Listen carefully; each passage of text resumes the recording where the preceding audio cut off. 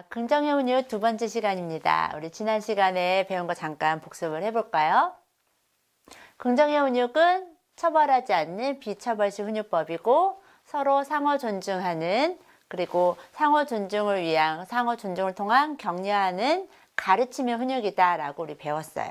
그럼 이렇게 좋은 이미지의 긍정의 훈육이 있는데 왜 일반 사람들, 왜 보통의 사람들은 전통적인 그 훈육법을 계속 사용할까요? 우리 한번 생각 좀 해볼까요? 자, 어떻게 하면 우리 아이가 말을 잘 듣게 할 수 있을까?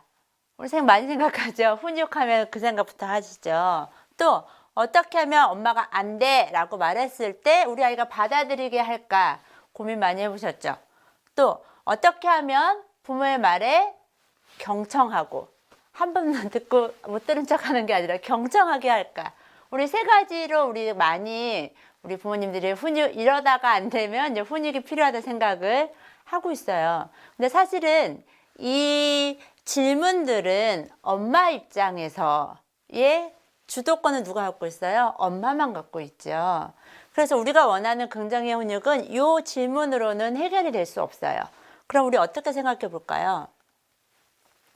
우리 앞에서 배웠던 1강의 기억을 잘 떠올리시면 할 수 있어요. 자, 어떻게 하면 자신에게 능력이 있다고 느끼게 할까?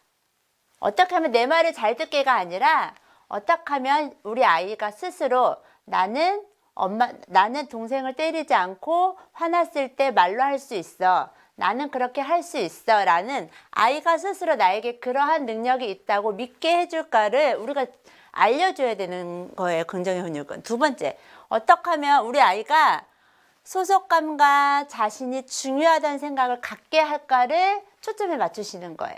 우리가 훈육하려고 하다 보면 아이는 이 문제, 왜 훈육을 시작했는지는 다 없어지고 엄마가 화난 목소리와 표정으로 함께 있는 이 시간이 너무 힘든 거예요. 그래서 엄마는 화가 났는데 아이는 자꾸 들러붙어. 엄마는 자꾸 안아주고 싶지 않은데 울면서 매달려요.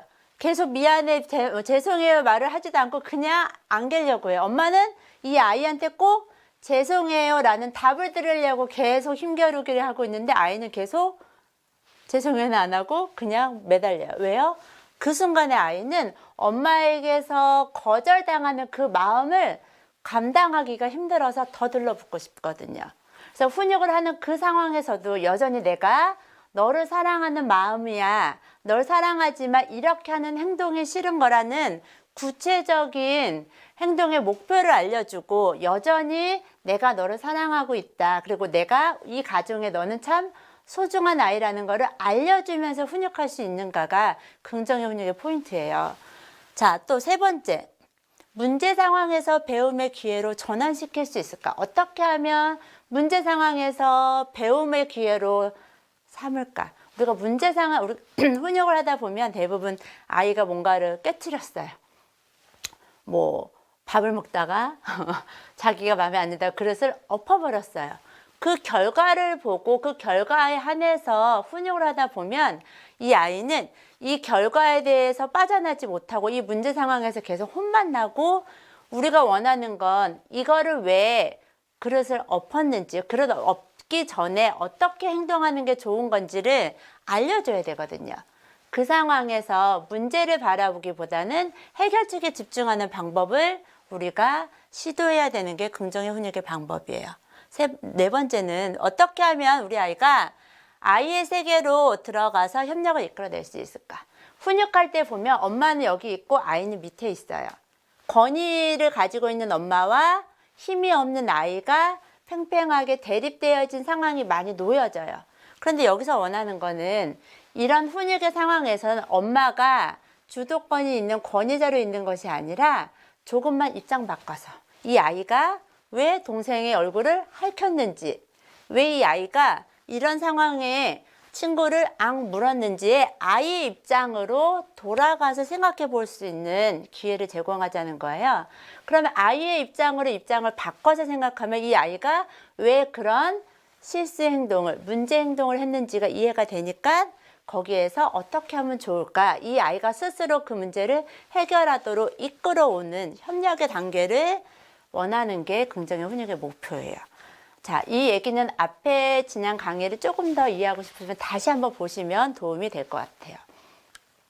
자, 그래서 훈육에 있어서의 가장 중요한 거는요. 긍정의 훈육에서 계속 찾는 목표는 부모와 아이의 관계가 제일 중요하다고 얘기해요. 긍정의 훈육은 아들러의 긍정의 심리학에서부터 시작을 했고 관계 중심의 훈육법이에요. 그래서 훈육을 하는 동안에 부모와 자녀가 대립되거나 누구 하나 상처받지 않고 둘 다 관계는 유지하되 아이가 이런 부적절한 행동을 올바르게 할 수 있도록 이끌어주는 하는 것이 긍정의 훈육의 목표이기 때문에 꼭 기억하셔야 될 것은 앞 강의에서는 긍정의 훈육이라고 하면 비처벌식이다라고 했으면 두 번째 강의에서 꼭 기억하셔야 되는 얘기가 바로 관계예요. 긍정의 훈육은 훈육에 있어서 부모와 자녀가 관계를 해치지 않는 범위에서 훈육을 시도하는 겁니다.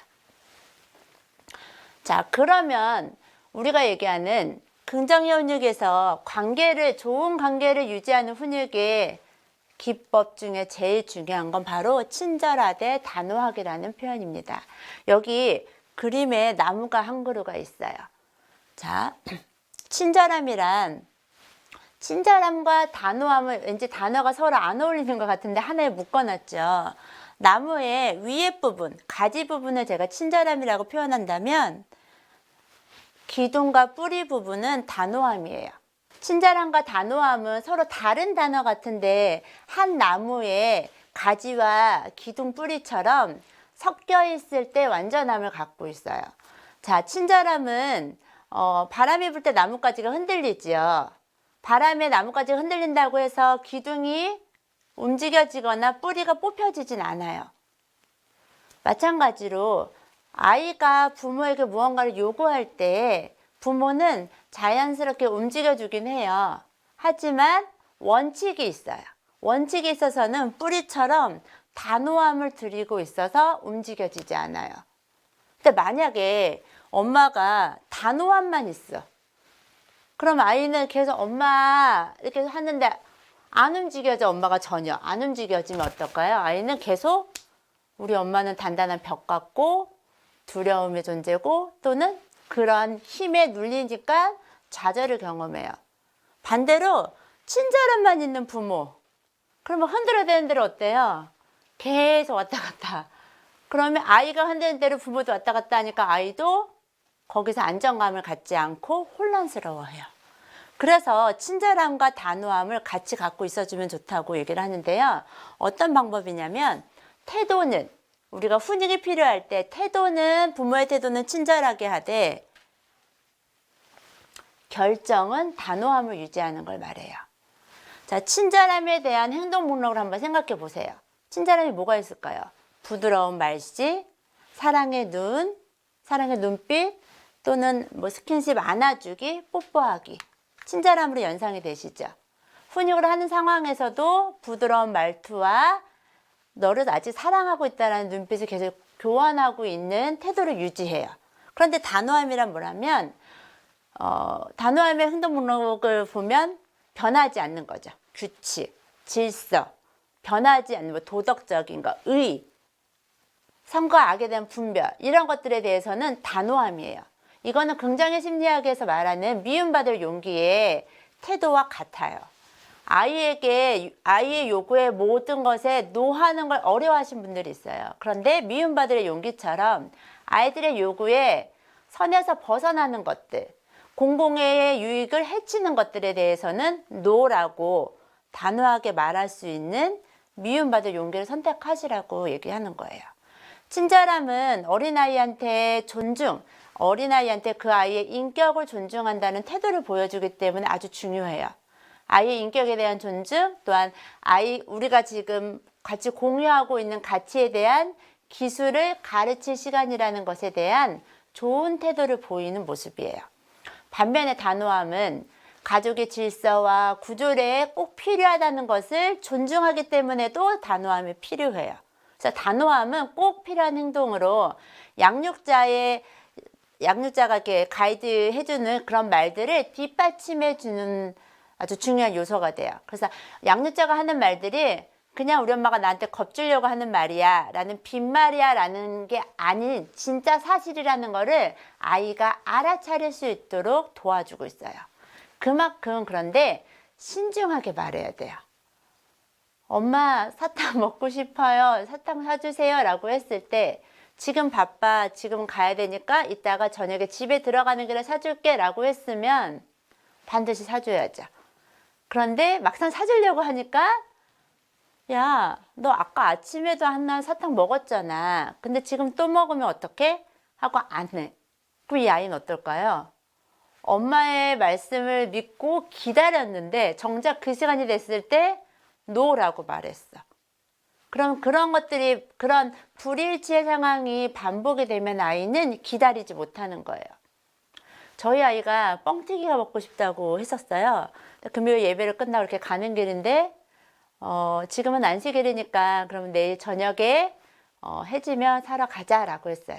근데 그 다음 안식일 지나고 집에 들어갈 때 이모 집인가 어디 들렸다가는 말을 너무 늦었어요. 그리고 사실 너무 졸리고 아이들은 뒤에서 이제 자려고 그래요. 그런데 뻥튀기를 생각한 아이가 낳고 저도 뻥튀기를 사줘야 된다는 걸 알았는데 그냥 넘어갔으면 하는 마음이 들어요.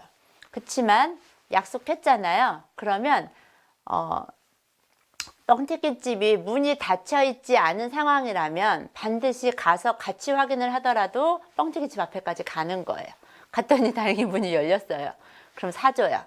그럼 이런 게 반복이 되면 아이가 자고 있는데 마트를 가기로 했는데 제가 막 밀어서 오늘은 일하니까 너무 아프니까 우리 며칠 있다가 가자라고 약속했는데 그때 그날이 됐을 때 아침에 아이가 말했지만 오후 되면 잊어버릴 수 있지만 엄마는 기억하고 계셔야 돼요. 그래서 아이가 집으로 오는 중에 잠들었더라도 저는 마트를 우선 가요. 그래서 주차장까지 가서 마트 왔어. 그런데 잠 깨고 갈래? 집에 갈래? 다시 선택의 기회를 주더라도 이 말을 엄마가 뱉는 말들은 모두 반드시 이루어진다는 것들을 아이가 경험해야지만 양육자의 말에 신뢰를 갖고 기다려줄 수가 있어요.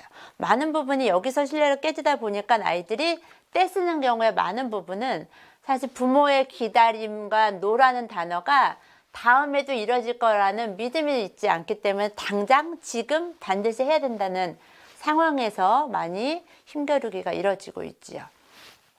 자, 제가 한 얘기를 조금 요약해 보면 친절함만 있는 경우 아까 앞에서 얘기한 것처럼 방임적인 태도를 말해요. 명령이 없는 자유, 무조건적인 자유는 제한이 없는 선택은 아이들이 원하는 건 무엇인지 오케이 하는 이 태도는 오히려 아이들에게 안정감을 주기보다는 가이드라인이 없는 상태에서의 많은 무한정인 자유는 아이에게 불안함을 가져올 수 있고요. 또 다르게는 여기 내가 뭘 하든지 신경 쓰지 않아 라는 표현처럼 아이에게는 내가 부모에게 소중한 존재라는 느낌을 오히려 더 갖기 어렵다고 해요. 두 번째, 단호함만 있을 경우에는 자유가 없는 상태에서 늘 지시와 명령으로만 자기가 선택할 수 있는 것이 없기 때문에 보통의 경우에 아이들은 무기력하거나 또는 두려움을 갖는 상태에서 양육되어지는 경우죠. 그래서 이런 통제형의 부모들이 자주 쓰는 단어가 엄마가 안 된다고 하면 안 되는 거야. 엄마가 하라면 해. 라는 것. 아이가 왜 그걸 원하는지를 들어보기도 전에 그냥 바로 지시와 명령으로만 이루어지는 양육 태도를 말하죠. 우리가 원하는 민주적인 양육 태도는 친절함과 단호함을 다 가진 상태를 말해요. 그래서 책임이 있는 자유를 주되 그 자유에 대한 책임을 아이가 지게 하는 거예요. 자유롭게 엄마 나 놀아도 돼요 했을 때 놀아라고는 했는데 자기가 다 놀았던 것을 저녁이 되면 자기가 크레파스를 정리하고 쓰레기를 주워 쓸데가 넣는 것까지의 책임을 지어주는 상태. 또 부모는 권위가 있고 아이들은 그 권위에 순종하는, 그러니까 큰 틀과 큰 틀의 감독자로서의 자유함을 누리되 아이들은 그 안에서 또 책임도 경험하는 이런 제한된 선택 안에 부모도 존중받고 자녀도 존중받는 그런 범위에서의 훈육법을 원합니다. 자, 오늘 강의 조금 더 길게 할게요. 자, 여기 사람의 두뇌를 제가 띄워놨는데요. 아이들은 태어날 때 많은 세포를 가지고 태어나는데, 필요 이상의 세포를 갖고 태어나는데, 성장하면서 필요한 것들은 이렇게 뉴런을 통해서 각각의 경험들을 연결지어서 새로운 지식들을, 경험들을 계속 쌓아가요. 두뇌 발달에서 가장 중요한 것은 바로 이렇게 서로 간에 각각의 뉴런들이 서로 연결되는 과정이고, 아이들은 태어나는 순간부터 이런 연결을 찾도록 입력되어 있어요. 이러한 것들이 부모와 다른 양육자들과 이 아이의 관계를 맺는 방식과도 같아요. 그래서 아이 발달에서 제일 중요한 건 이런 관계 속에서 배우게 하는 게 좋지요. 그런데 아이들의 두뇌는 지금부터 만 3세는 늘 공사 중이에요. 계속 새로운 걸 받아들이고 뜯어 고치고, 새로운 정보가 오면 다시 고치고, 더 심지어는 어떤 대인관계 기술이나 이런 부분들은, 또 전두엽에 해당되는 자기인식에 대한 부분들은 성인이 될 때까지, 만 20세 될 때까지 계속 공사 중으로 현재 진행형이 되지요. 근데 이러한 현재 진행형이 모든 두뇌 여러 발달 중에서 열일을 하는 게 있다면 거울 뉴런이라는 효과가 있는데요. 거울 뉴런이라는 것은 다른 사람의 신체적 움직임 또는 얼굴 표정, 감정 등을 보고 그대로 인식해서 두뇌가 본대로 바로 따라하는 신경세포를 말해요. 이런 거울 뉴런은 부모가 이렇게 깍꿍놀이를 할 때 아기는 부모를 보면서 같이 따라하지요. 깍꿍하고 좋아하고 막 해요. 이런 거울 뉴런의 역할 때문에 부모의 하는 이렇게 깍꿍놀이나 또 하는 소리나 엄마들 아이 보면서 애착놀이를 하시잖아요. 그 모든 행동을 따라할 수 있게 돼요. 마찬가지로 그럼 부모가 화를 내거나 흥분하거나 불안해하는 감정은 어떨까요? 그러할 때도 아이는 부모를 거울 삼아서 부모의 불안을 그대로 습득하게 되고 부모의 화를 그대로 흡수하게 되어서, 이러한 거울 뉴런 때문에 부모의 감정을 그대로 잡아내서 자기 아이의 마음속에 똑같은 감정을 심어주게 되죠. 그래서 이게 우울증이 심한 아이의 부모의 아이는 예민해요. 부모가 늘 무표정이거나 슬픈 표정을 하기 때문에 아이가 안전하지 않고 부모가 슬퍼하는 그 표정으로 자기의 감정을 부모의 감정을 같이 공유하기 때문에 불안하기도 하죠.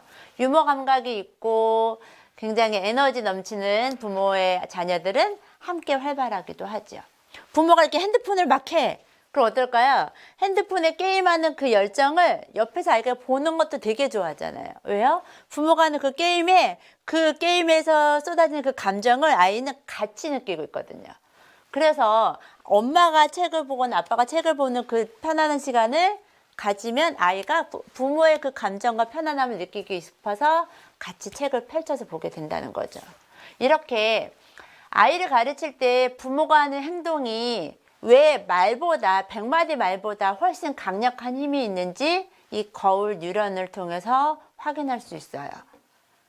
100마디 말보다 부모의 행동이, 그 행동에 따른 감정이 그대로 아이가 같이 답습하고 있다는 거예요.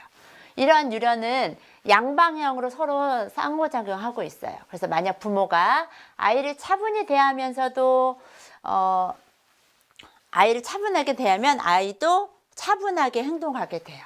그래서 대부분 엄마 아니면 아빠 닮는다고 하잖아요. 그게 유전적인 요소뿐만이 아니라 선천적인 것 외에 후천적으로도 계속 부모의 모습을 보면서 학습하게 되고 답습하게 되면서 오는 결과들을 갖게 되지요. 그래서 제가 이 얘기하고 싶어서 쭉쭉 길게 얘기를 했는데요. 위협적인 환경에서는 그래서 아이들이 긍정적인 학습을 일으킬 수가 없어요. 우리가 훈육할 때 엄마의 감정이 이렇게 올라와 있어요. 그 상태에서 아이랑 훈육하는 시간을 갖는 것이 아이는 그 시간에 훈육의 내용의 말을 익히는 게 아니라 엄마의 감정을 그대로 받기 때문에 같이 두려워하거나 분노를 같이 느끼게 되죠. 그래서 화내는 부모가 아이를 망친다는 게 그 화를 내는 내용의 문제가 아니라 그 감정과 그거를 그대로 아이가 흡수하기 때문에 문제가 된다는 거예요. 그래서 긍정의 훈육은 우리가 훈육의 상황이 되면 이 상황에서 무엇을 행동하는 게 올바른 태도인지를 가르치고 아이가 배워야 되는데, 이런 만약에 위협적인 상황, 엄마가 협박하거나 화를 내거나 체벌을 하는 그 순간에서는 아이가 우리가 원하는 훈육의 목표인 바른 학습을 일으킬 수 없다는 것이에요. 그래서 우리가 긍정의 훈육을 계속 시도하자고 얘기를 하고 있습니다. 자, 제가 요 아이들을 다 폈는데 먼저 첫 번째 아이 자주 보이는 풍경이죠. 엄마 뭐 삐졌는지 모르지만 발랑 누웠어요. 그렇게 네, 집에서 그나마 좀 낫지만 마트에서 이렇게 누운 상황들도 많이 보시죠. 자, 밥 먹다 말고 또 아이가 울어요. 어머니 정말 밥 먹이는 거 힘들죠. 또 요즘 많이 보죠. 핸드폰이나 태블릿을 더 보겠다고 지금 엄마랑 이렇게 힘겨루게 하고 있는 장면들 많죠. 또 얘는 진짜 마트에 와가지고 네, 대성통곡 하면서 자기가 원하는 초콜릿이 없다고 울고불고 있는 거예요. 자, 긍정의 훈육에서는 그럼 여기서 친절하면 어떻게 하면 될까요? 너가 초콜릿을 먹고 싶었구나, 먹고 싶었는데 없어서 속상하구나, 얘 감정을 그대로 수용해 주는 거예요. 초콜릿을 먹고 싶은 감정은 수용해 주는 게 친절함의 태도예요. 그런데 단호함은, 그런데 오늘은 저녁에 너무 늦었고 오늘은 초콜릿 아니고 뭐 사기로 예를 들어서 뭐 오늘 하나만 사기로 했기 때문에 이거는 내려놔야 돼. 그럼 얘가 또 더 울죠. 그러면 똑같은 말을 다시 해줘요. 그런데 너가 초콜릿이 없어서 너무 슬퍼. 먹고 싶구나. 그렇지. 초콜릿이 다니까. 근데 지금은 하나만 먹기로 했으니까 한번 노력해 볼까? 해요. 저는 이럴 때 기도했어요. 마트에서. 아이에게 너가 좋은 선택을 할 수 있을 거라고 엄마 믿어. 그런데 좋은 선택하기 힘들지. 그러니까 우리가 기도해 볼 거야. 엄마가 너가 마음을 가라앉히고 좋은 선택할 수 있도록 엄마 기도해 줄게. 해서 마트에서 아이 손잡고 기도했었어요. 인형을 2개 갖고 싶어 하는데 하나를 내려놔야 되는데 둘 다 갖고 싶다고 했을 때. 그리고 하나님께 기도했어요. 그리고 아이가 정말 신기한 건요. 기도하면 아이가 성령께서 마음을 다스려 주나 봐요. 그런데 큰 아이는 한 번만 해도 됐는데 둘째 아이는 몇 번 가더라고요. 그러면 몇 번 붙잡고 다시 한번 또 기도해줘요. 그래, 인형이 2개나 갖고 싶어. 그런데 엄마는 하나만 사주기로 약속했고 하나만 필요하다고 생각해. 너가 하나만 가질 수 있어도 하나만 가져도 괜찮은 마음이 들 수 있도록 기도하자. 엄마가 괜찮아지게 기도해 줄게. 성령 또 붙잡고 기도해요. 근데 그렇게 3번을 반복해도 안 되죠. 안 될 때는 데리고 나오세요. 저도 그 얘기는 저도 둘째, 아까 큰애랑 둘째는 다르잖아요. 둘째 때는 해도 안 돼서 그러면 엄마가 한 번 더 기다릴 건데 너가 기다린 동안 2개 중에 하나를 못 내려놓으면 엄마는 이제 5번 세보고 기다리다가 안 되면 엄마는 갈 거야. 하고 있을 때 친절하면 뭐예요? 아이는 안고 있었어요. 거절하거나 너는 왜 이렇게 욕심이 많어 도덕적으로 비난하는 게 아니라 감정은 수용하되 안 되는 건 안 된다고 알려주고 기다려줬어요. 저는 정말로 여러분들에게 해주고 싶어요. 기저귀 갈 때도 기도했거든요. 기저귀 갈 때쯤 되면 아이들에게 바둥바둥 거리잖아요. 특히 한 8, 9개월 되면. 근데 기도하고 기저귀를 갈잖아요. 그러면 아이가 가만히 있어요. 근데 아이에게 이렇게 기도했어요. 조은아, 이제 엄마가 기저귀 갈 건데 조금 불편해도 참아주면 좋겠어. 참을 수 있게 엄마가 기도해 줄게 하고 기도하고 기저귀를 갈면 아이가 잘 있어요. 그런데 이제 더 움직이고 싶을 때는 또 한 번에 안 될 때도 있어요. 그럼 다시 붙잡고 조은아, 엄마가 다시 기도할 거야. 네가 잘 기다릴 수 있게 기도 다시 해보자 하고 또 했어요. 그럼 그게 반복이 되면 아이가 이제 기도하면 기다려요. 그리고 기저귀가 끝날 때까지 얌전히 있어줬어요. 그래서 기저귀를 가느냐고 아이와 함께 신랑해 본 적이 없어요. 우리가 할 수 없는 영역에 아이도 좋은 선택을 할 수 있게 말해주는 것도 필요하고, 신앙하시는 부모가 있다면 그 힘을 성령 하나님의 도움을 구하면 조금 더 수월하게 양육하실 수 있을 거예요. 자, 제가 이렇게 친절함과 단호함에 대한 이야기를 하는 것을 다른 단어로는 격려하기라고 해요. 긍정현육에서 가장 자주 사용되고 훈육할 때 우리가 제일 많이 사용되는 도구인데요. 바로 격려하기는 아이가 자기의 삶에서 필요한 그런 힘을 길러주는 것이 목표이기 때문에 아이가 내가 이 일을 해낼 수 있음을 믿게 하는 방법이 바로 격려하기예요. 훈련을 위한 이렇게 격려하기를 사용할 때에는 먼저 시간이 좀 필요해요. 이 아이가 이 일을 해낼 수 있을 때까지 언어로서 지지해주고 믿고 기다려줘야 되는데요. 제가 교회에서 어떤 아이가 이제 책상 밑에 들어가고 이제 막 떼쓰고 들어누는 이런 환경이 있었어요. 그때 그 아이 붙잡고 제가 밖으로 나갔을 때 그 아이 붙잡고 제가 했던 거는 하나밖에 없었어요. 괜찮아. 너 울음 그칠 수 있어. 앞에 얘기는 다 생략할게요. 울음 그칠 수 있어. 너는 울음 그치고 선생님이랑 같이 걸어서 들어갈 수 있어. 선생님 기다려 줄 거야. 할 수 있어.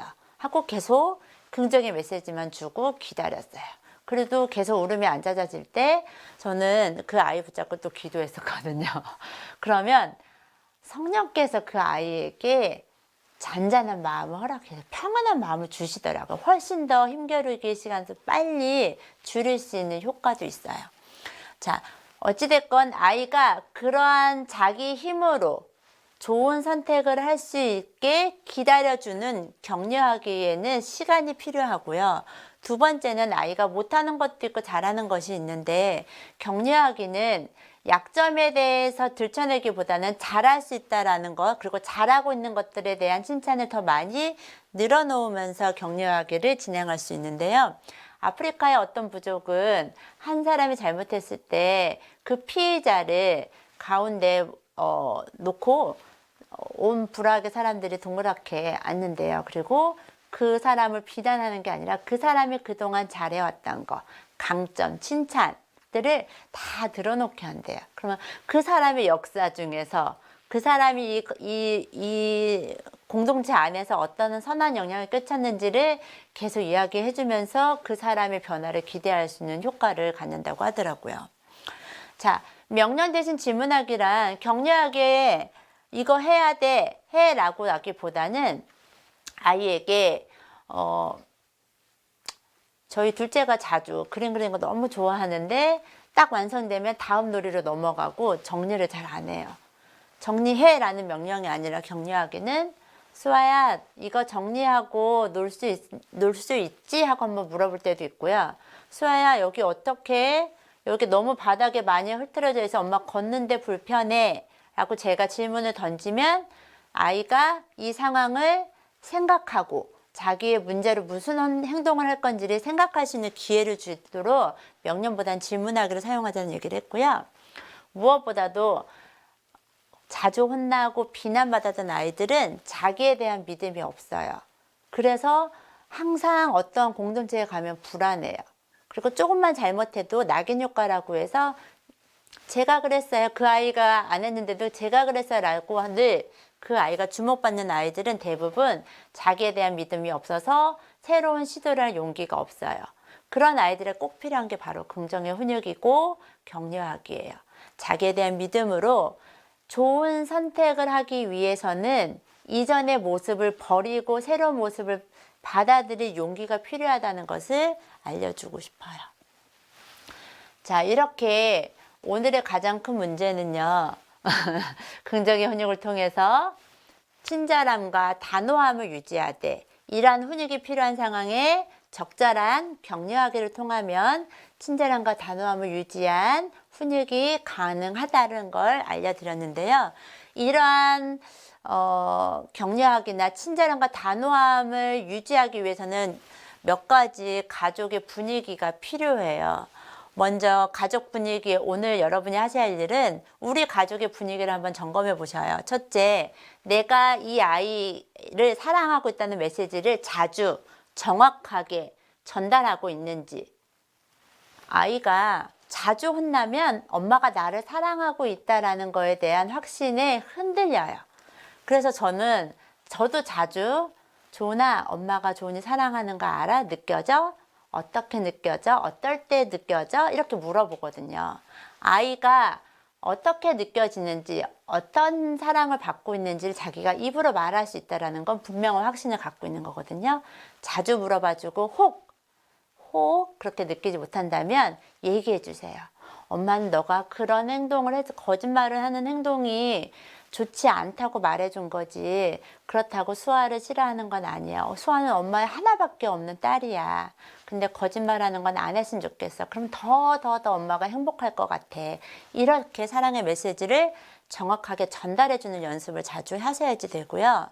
친절함과 단호함이 나의 모든 양육 태도 안에 잘 있는지를 점검해 보시고, 마지막으로 내가 우리 아이에게 명령을 자주 하는가, 격려하기, 긍정의 메시지로 할 수 있다는 믿음을 갖게 하는 격려하기를 사용하는가, 이 분위기가 자주 우리 가정에 있다면 여러분은 충분히 양육을 잘 하고 계시는 거고, 혹 그렇지 않더라도 지금부터 시작하시면 돼요. 누구나 다 양육을 성공하신 사람은 없어요. 완벽하게 양육하시는 분들은 없어요. 저도 마찬가지고요. 오늘 알았을 때 오늘 실천하시면 성공할 수 있습니다. 자, 이렇게 오늘 강의를 마치고요. 다음 강좌는 이제 세 번째. 그렇다면 이제 자주 훈육을 일으키는 상황들이 우리 엄마들이 볼 때 문제 행동들이거든요. 그럼 문제 행동에서 우리 아이들이 어떻게 배워야 되는지를 이야기 나눈 시간을 갖도록 하겠습니다. 강의 들어서 감사합니다.